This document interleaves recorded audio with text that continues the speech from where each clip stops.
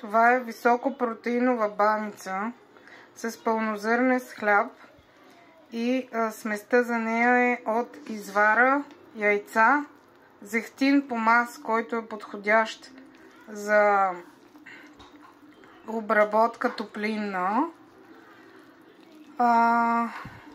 яйца, разбира се, и скир вместо кисело мляко.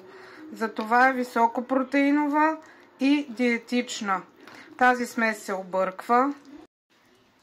Поставя се в тава и се вкарва в предварително загрята фурна на 220 градуса.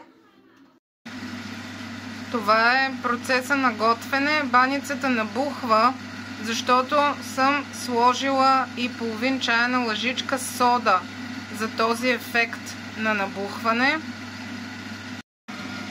И ето я, моята диетична, ниско въглехидратна, високопротеинова баница.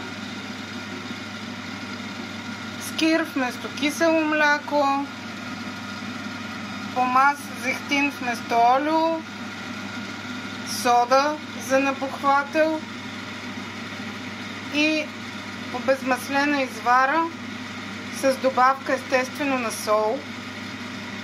Вместо сирене, ядеш и ревеш, защото хем си хапваш баница, хем си спазваш хранителния режим.